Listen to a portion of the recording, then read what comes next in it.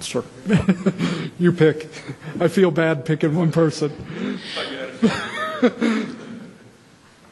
to go. Thanks, Keith. Thank you for your service, Colonel. Question is, during your entire lecture, you used the word "we" as in making determinations for the province. Are you speaking of the Baghdad embassy "we", picking winners and losers within the province, or how far down did your direction come from saying who is the winner and who is the loser? I won't lie to you. When I talk about "we", I was talking about these guys here, Task Force Patriot, Proud Americans.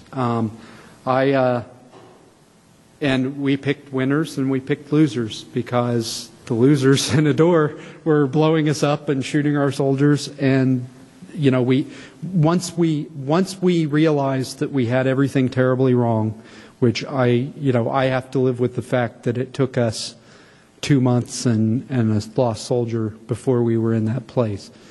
But once we looked at it with new eyes and we started looking at the people that we were talking to, that's when we discovered that the leadership of the town was the New Ba'ath Party and JRTN. So we picked winners. We picked the folks outside of the town, and we tried our damnedest to empower them at the expense of the New Ba'ath Party guys, because if they were running a door district, then government money would flow through them instead of these New Ba'ath Party guys who would use it to stockpile for the next war. So what I did not see there, you ask a really, I could talk for 10 hours. I promise I won't. I could talk 10 hours about the question you asked, but everybody was picking winners, but everybody was picking different winners based on where they were and the way it looked where they were.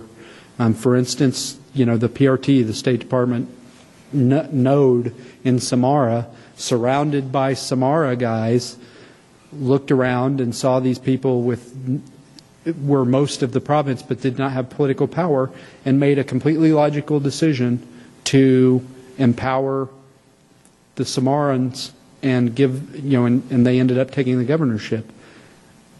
What we learned over time is that the suicide vest that killed Colonel Ahmed was not from New Ba'ath Party or from JRTN. It was probably from Samara, because they were trying to remove the muscle for Abdullah Jabbar.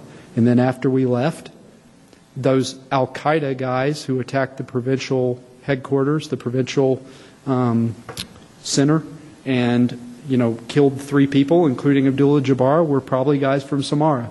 And the guys who just happened to turn up in Sharkat, where Abdullah Jabbar's brother was, and shoot him and his friend, were probably from Samara. It was a power struggle.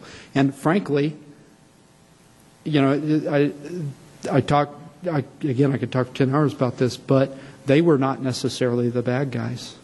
Everybody who's trying to blow things up is not necessarily your enemy, and everybody who's trying to help you is not necessarily your friend. The Abdullah Jabbar, as we kind of got to know the guy and we started to unravel all these New Ba'ath Party ties, I would bet even money that he was somewhere in the little line and wire diagram of the New Ba'ath Party. And so they were Sunni separatists, and they got blown up by guys from Samara using Al-Qaeda tactics, but those guys were working with Baghdad.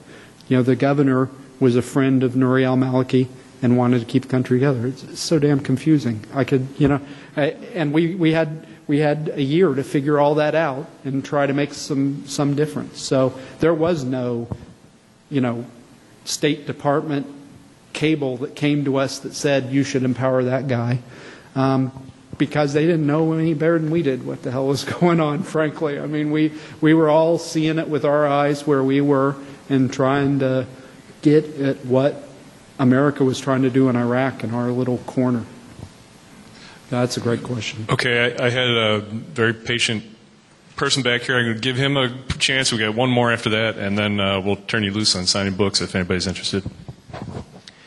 Would you be able to share with us the changes in the rows of engagement from year 1 to year 9?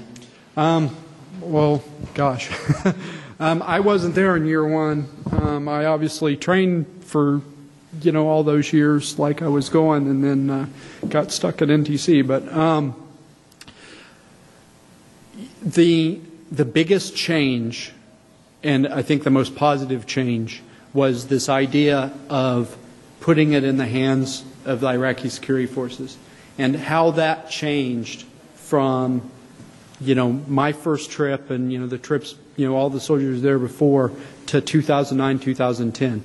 In 2005, 2006, or 2007, when I was there, when you said, hey, we need to partner with the Iraqis, and this needs to be an Iraqi-led operation.